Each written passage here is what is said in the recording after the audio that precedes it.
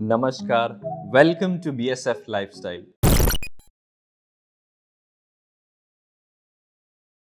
आज की वीडियोस और आने वाली 3 वीडियोस में मैं अपने पोर्टफोलियो में चूज किए हुए 3 थीम्स को एक्सप्लेन करूंगा and also the entire process related to it. तो before I begin, I would like to say कि do check out my previous videos that I did on the basics of fashion, which will definitely help you in understanding of the process in a better way. तो now moving forward, ये रहा मेरा portfolio. तो simple words में portfolio is the collection of your best works which will help your client या employer to understand your style of work। हमारे college में ये रूल था कि after completion of your 7 semesters, मतलब अपने लास्ट सेम 8th सेम में हमें ग्रेजुएशन प्रोजेक्ट करना होता था। Either you can do it in groups और you can do it individually. I did it individually, जिसमें हमें 3 टॉपिक्स चूज करने होते हैं that we will prepare to present in our portfolio.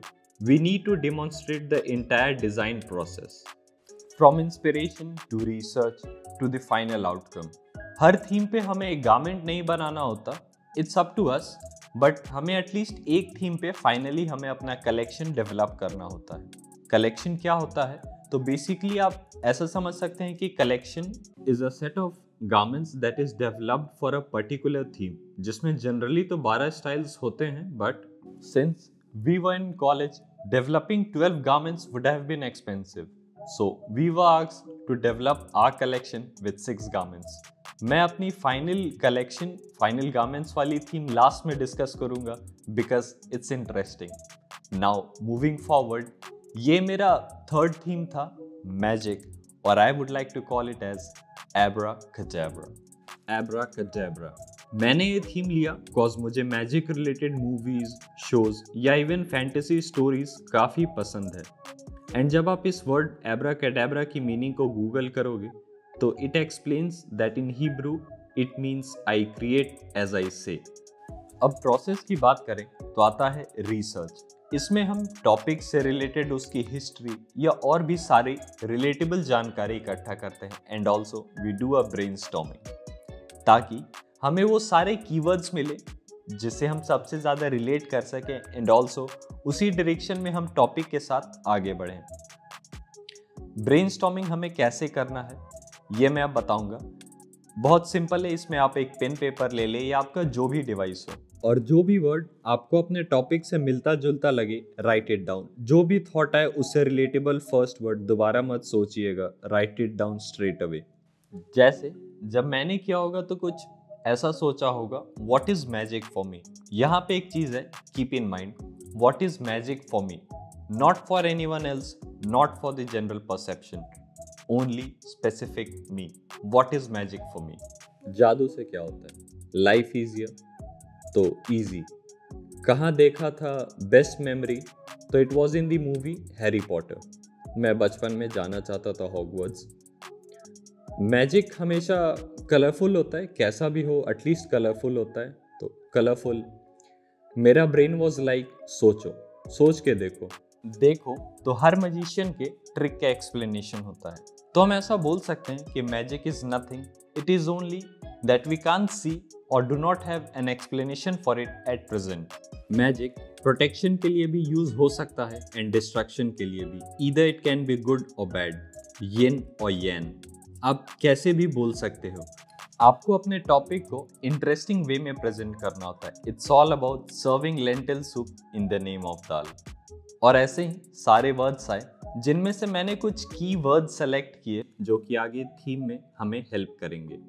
Now to the boards which is step 2 idea development, जिसमें मैंने ये boards बनाए इंस्पिरेशन। इसमें आप देख सकते हैं कि मैजिक के लिए सबसे ज़्यादा जिन चीज़ों ने मुझे इंस्पायर किया, मैंने इस बोर्ड पे उन चीज़ों को प्रेजेंट किया है। तो these are four spells, the impossible triangle for mystery, Harry Potter वाला स्पिरिचुअल एनिमल फॉर प्रोटेक्शन, पितृदेव संरक्षण वाला, station number 9:15, another one of my favourite magic tricks, if only Hogwarts was real. आप पॉइंट समझिए, जिस चीज ने भी ट्रूली इंस्पायर किया वो item straight to the inspiration board. उससे मूड क्या डिपिक्ट होता है, that is a mood board. Every mood has a colour, इसीलिए मैंने मूड और कलर को मिक्स करके मूड बोर्ड बनाया। पूरा एक्सटेंसिवली तो मैं अभी हर कुछ नहीं डिस्कस कर पाऊंगा because of time constraints, but definitely मैं एक वीडियो बनाऊंगा जिसमें मैं हर कुछ एक्सप्लेन करूंगा topic by topic. Until then let's have a quick look कि मूड बोर्ड से मैंने क्या इंपॉर्टेंट चीज़ें एक्सट्रैक्ट की। तो the two most prominent were surprise and frolic. Surprise मतलब आश्चर्य, ये इंपॉर्टेंट है बिकॉज अगर आप अपने मैजिक ट्रिक में किसी को सरप्राइज नहीं कर सके तो that's no magic trick, that's another just time pass trick. और फ्रॉलिक आप एक टाइम पास एक्ट समझ ली, और magic ultimately is an act because somebody has to perform it. Next है ये थीम बोर्ड, जिसमें मैंने एब्राकैडाब्रा की मीनिंग को दिखाने की कोशिश की है थ्रू पिक्चर्स, बिकॉज इस थीम में मैंने इसी से इंस्पायर होके एक नया पैटर्न या प्रिंट डेवलप करने की कोशिश की है through tie and dye. Next in line अब आता है डिज़ाइन डेवलपमेंट। इस बार मैंने बहुत ज़्यादा स्केचेस नहीं की क्योंकि by the time I reach the step for the design development मैंने फाइनलाइज कर लिया था कि इस थीम के लिए मैं कुछ सिंपल गारमेंट चूज करूंगा ताकि सारा एम्फेसिस टाई एंड डाई पे जाए, not on the design of the garment और द सिल्हूट। तो थोड़े बहुत स्केचेस के बाद I finalize a track suit for this theme. In step 5 comes concept design. आप देख सकते हैं मेरे टाई एंड डाई सैंपल्स। बताना मुझे नीचे कमेंट में कि विच सैंपल डू यू लाइक, आपको कैसे लगे मेरे टाई एंड डाई सैंपल्स। तो शायद किसी दिन मैं बता भी दूंगा ट्रिक कि मैंने कैसे टाई किया था एक पर्टिकुलर इफेक्ट के लिए। और ये रहा मेरा design development going out of the box. मैंने सोचा था प्रिंट डेवलप करूंगा मैं इस थीम के लिए because of the spell, but choosing to develop tie and dye samples felt more apt than developing prints for the theme. Next is pattern making. But since हम इस theme पे भी actually garments develop नहीं कर रहे थे, तो there was no point in developing pattern for this theme for such athleisure wear. आपको याद ही होगा कि मैंने बताया था कि हमें 3 चूज किए हुए थीम्स में से किसी एक थीम पे ही एक्चुअली गारमेंट्स डेवलप करना होता है, एंड ये वो थीम नहीं है। Next is muslin fit, but again since हमने लास्ट स्टेप पैटर्न मेकिंग नहीं किया था तो there is no muslin fit for this theme. Step 8 में आता है फैब्रिक सर्च रिसर्च, जो कि मैंने डेफिनेटली किया था, but I can't disclose, I won't disclose it right now because वो टेक्निक स्पेसिफिक है, वो मैं आगे की वीडियोज में डिस्क्लोज करूंगा। So we come on to our next step. Now we have come on to the last step, that's the collection. अगर मैंने कलेक्शन बनाया होता तो वो कुछ ऐसा दिख रहा होता, this is the digital representation of my collection. Do let me know in the comments कि आपको ये कैसा लगा। तो बस आज के लिए इतना ही। ये था third theme from my portfolio. Second theme अगली वीडियो में आएगी।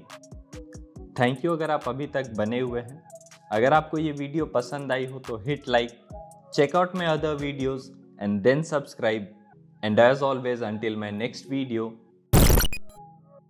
peace out.